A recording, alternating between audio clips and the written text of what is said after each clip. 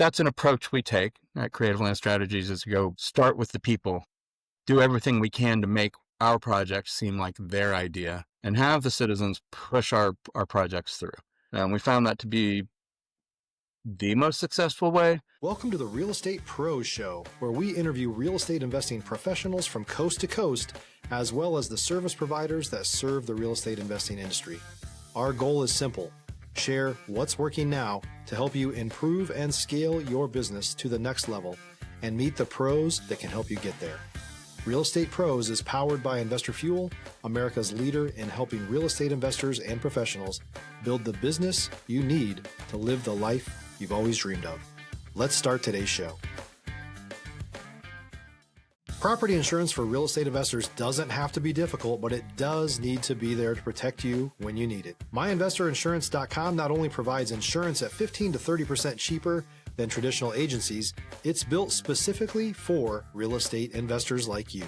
You can set up an account in about 2 minutes, get quotes on properties, turn on and turn off insurance for your fix and flip or rental properties in around 2 minutes without having to talk to anyone directly, all through our portal. There's no better way or faster way to make sure you've got the coverage you need to protect you, and no more lengthy policies either.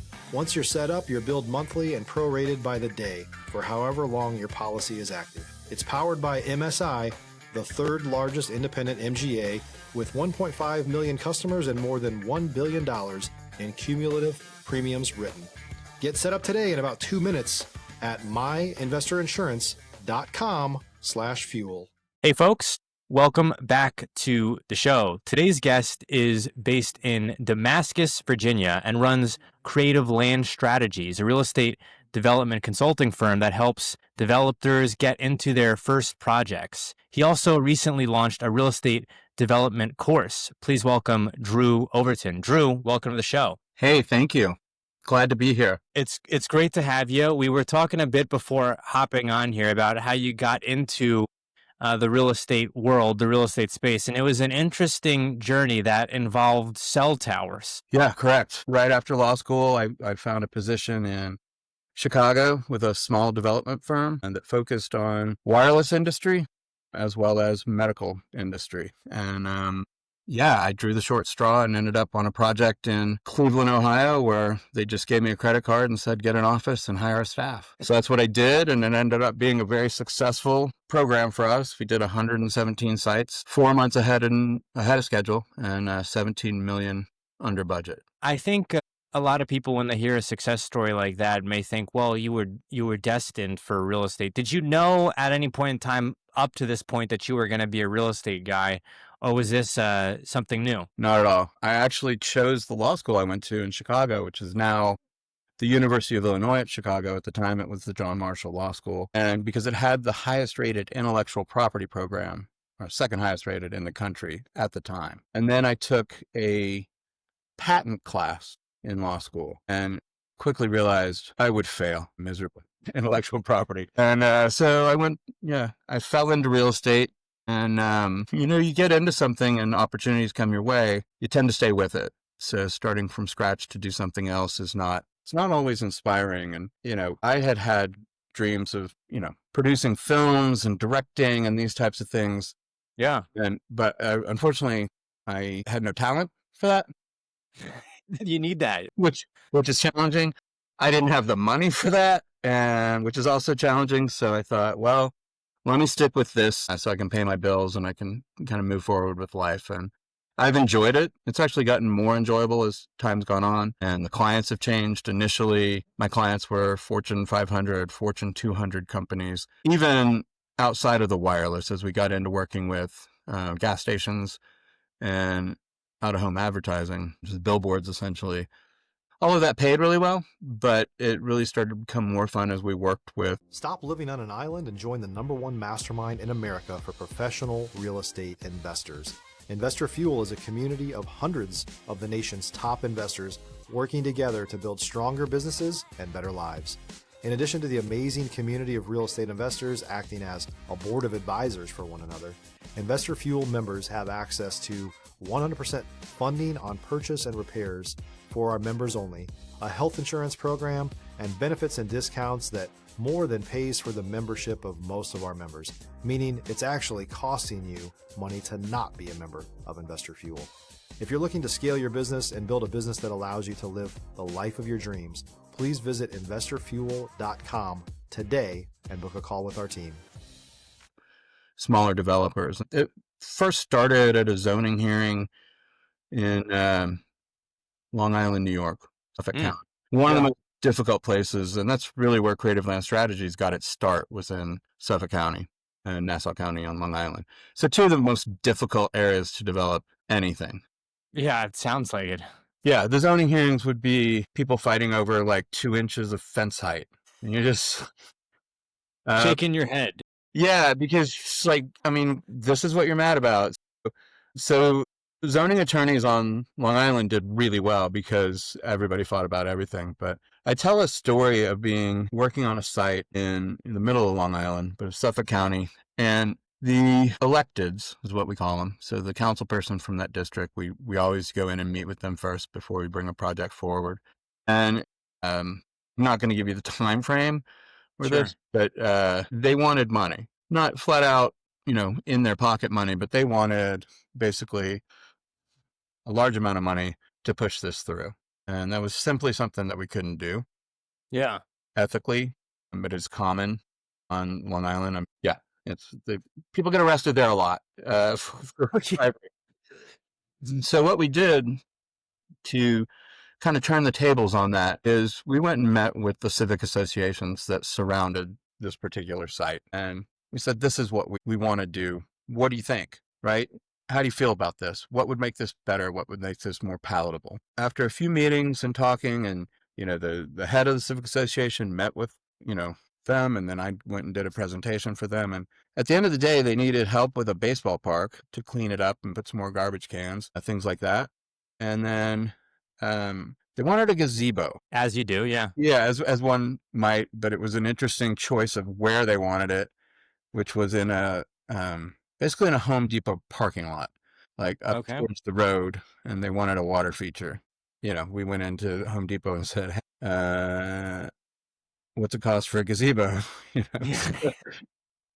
So that's what it ended up costing, to then get the civic association on board and get them to show up at the zoning hearing, supporting the project that we're doing. The elected doesn't have any choice. They're not going to go against the civic association that wants this deal to be done. That's an approach we take at Creative Land Strategies, is to go start with the people, do everything we can to make our project seem like their idea, and have the citizens push our projects through. And we found that to be the most successful way. A lot of your big developers don't feel that way. They would rather just hire big law firms and, approach it from that point of view. But my clients don't have the money for that. They don't have the money to hire, a $400 an hour attorney to fight this. I just read in Carmel by the Sea in California, a 6-year process for a development project. 6 years, 20-unit apartments, obviously beautiful. It's by the ocean. Yeah. But 6 years, and the developer believed they had it all wrapped up. And at the very last minute, city council didn't approve it. And that was 6 years of work. Millions of dollars. And, the small developer just doesn't have that. This guy is a billionaire, right? So he can afford it. But yeah, most people can't. If you're looking for consistent, high-quality leads, look no further than Investor Machine. Investor Machine isn't just another agency. It's the most sophisticated, data-driven lead generation company on the planet for real estate investors, and serves the role of being not just a lead generator for your business, but a marketing partner that is helping you achieve your goals along the way. Go to investormachine.com to learn more and schedule a call with our team today.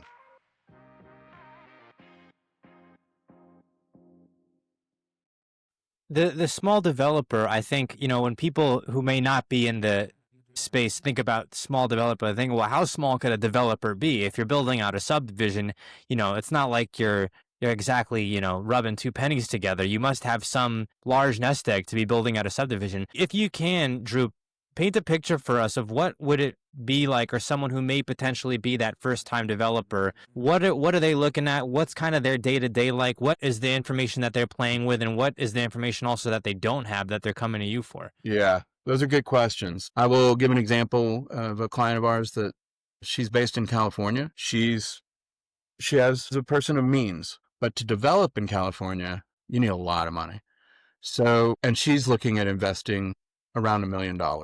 So she has asked us to look at other areas where she might want to invest. With that kind of money, what you can do in Cleveland or Indianapolis, which are two places that we said, hey, look, there's growth here. Property is really inexpensive if you want to, I mean, compared to other places in the country, right?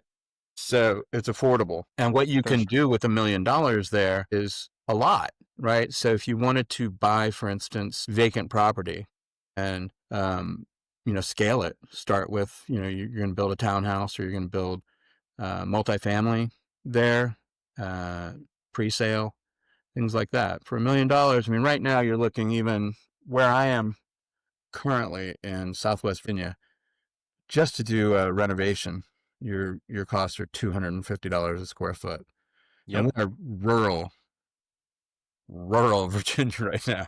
So, but those are prices that I paid, 15 years ago in New York, $250 a square foot to have a renovation done. So that's where she's going to invest. We do have people talk to us fairly frequently about syndication deals. We're not financial advisors is what I say when I get asked about syndication. Syndications, yeah. Yeah, because even on an individual level, if I was going to invest in something, I wouldn't do it with that vehicle. It's just too much risk. So I agree. Syndication is one thing. We do often recommend that they get together with friends and pool. It's not the same thing as syndication. You do a limited partnership or an LLC. It's not securitized. Yeah. So we recommend that they do things like that. We have something interesting that came up. I learned about 3 years ago as a tool for real estate development and finding the finances to do it. It's called a self-directed IRA. Are you familiar with that? I've had someone on here who specifically, I guess, specializes in that. Yeah. Walk through every little nook and cranny of what you can't do. I guess it has to be, it's either one or the other. I believe it has to be considered active. Is that right? It has to be, it's either active or passive. It's one of the two. I'm pretty sure it's active, although it could be the other one. Yeah. You have to have some type of means in the business. You can't do any self-dealing with it. Meaning you can't even have like a close family member. Let's say you bought a condo and you want to rent it out. That's fine. You can buy the condo and rent it out, but you can't rent it to your son, even if he's paying full market value. Does that make sense? So there are rules with that. But what people don't understand, and I, as you said, you've done a whole course on this, is that you can take your traditional IRA that has. If you're a new or newer real estate investor looking to launch or grow your real estate investing business, please check out Investor Fuel Club. It's a coaching community, but unlike anything you've ever seen before. And you can actually partner with members of our mastermind from coast to coast on deals right in your market.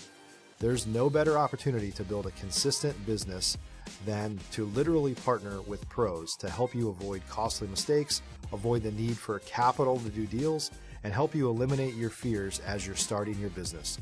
Learn more about Investor Fuel Club at investorfuel.com/club. $600,000-$700,000 in it and convert that to a self-directed IRA. And you can even take it a step further and put it into what they call a checkbook control LLC, because as you know, a lot of real estate deals get done very quickly, right? So you want to have access to those funds. And that includes if you're buying a foreclosure, you have to pay then, or if you're just doing a deal in a bar, which I've never done, but I've heard people say it gets done. I would like to see on the back that. of the napkin, yeah. There's tales of that, but I've never actually seen it. But yeah, so having access to your funds immediately. And that's, it was fascinating to me that I worked 22 years in real estate development and then never heard that. Yeah, well, maybe there's always a tomorrow, right? So maybe it'll be the next one. I do want to pivot a bit here, Drew, and ask you about how the real estate development course came about. It seems to go hand in hand. I know you just released the course with the consulting. Was there a need that you felt like people were wanting kind of a more formalized coursework or education where they weren't getting elsewhere. And so you said, hey, let me come and fill this niche. Absolutely. It was really stemmed from our clients not having a good base knowledge of real estate and paying us as consultants to basically teach them the basics. And we also had clients, I think as you and I had discussed, that would look at doing seminars, like weekend seminars, and spending thousands upon thousands of dollars. And we just didn't feel like that was necessary, that you just needed a good basic understanding of what all these terms were, because there are many, right? And there's many different things that you have to deal with as a developer. And so, yeah, we just said, let's do this. And we did look and see, like NAIOP has a course, Cornell has a certificate course, but these are expensive, right? And we didn't want something that was unaccessible, right? So thousands of dollars, to me, are there people that can spend that? Sure. Do they need to? I mean, I don't know that a certificate is going to bring you more success, because you have a certificate from Cornell. I just don't know why it would, because really it's going to come down to, and we can talk about this a little further, you got to build relationships in That's it. And that's probably the most important thing that we teach anybody. Part of building those relationships is having an understanding of your subject matter, right? And so that's what we wanted people to have, is a basic understanding. And we go past basic, but, you're not going to learn cap rates and how to calculate and do that till you do a couple of them, right? Yep. You do those calculations, and it's anything else. And it's, how do you work with planning and zoning? And I likened the developer's role as that of a producer, and sometimes producer director on a film or theater, symphony, what have you, because you're dealing with all these different people. You've got architects in there, you got engineers, you got planners, construction, you have all these different things, and you have to conduct all that. And you need to understand who you're talking to, why you need them. You may think you don't need a traffic study, but you do, right? So you have to find the traffic engineer, and you've got to, be able to have the conversation. You basically need to become an expert in each of these things. And we just didn't see where that was happening anywhere else. And we've seen a lot of courses, and we've had clients talk about these courses on flip your first house next week or whatever it is. Right. Well, a lot of kind of get rich quick. You're going to be amazed at how easy this is to do. And, at having done this for 25 years, there's not a moment where I go, well, this is really easy. I mean, some deals go really well, and that's great. And it's usually with people that you've worked with before, but other deals, you're like, man, this is taking a really long time. Yeah. And you don't control it. Like if it takes a planning department X amount of time to review your application and to get it in front of the planning board, and you're back and forth on your drawings, that's what it takes. You don't have control over that. Like there's no box you can check and say, this will be done on this date. And again, part of that's your relationship. What is your relationship with that local board? What is with the planning department? I mean, that's the first person you introduce yourself to. Be really nice to, because they're a gateway. So the relationship building is huge. Probably it's interesting. It's interesting to hear an attorney's perspective telling people not necessarily to jump to litigation. Oh, yeah. Nice. It's a different perspective, because you're right. A lot of people, especially you mentioned a gentleman who spent 6 years litigating and didn't end up being able to proceed. I mean, you have to be prepared for that, and it's a lot of money. And if you're starting out, there is that risk. I mean, we're in real estate, so it's everyone's biggest asset for the most part. But if you can avoid a lot of those headaches, I mean, it certainly behooves you. Yeah. We are coming up on time here, though, Drew. Yeah. Where can folks go if maybe they have a deal that they'd like your feedback on, or if they would like to learn some more about the consulting firm or the course that you just released? Yeah, great. Oh, I should point out, right now we have one course that's available for free, and that's data analytics in real estate development. And it just gives you a nice baseline of where you can access information for free, information that you'll need. So with that, it's www.creativelandstrategies.com. Drew, thank you so much for coming on the show here today. Yeah, it was great. Thanks for having me.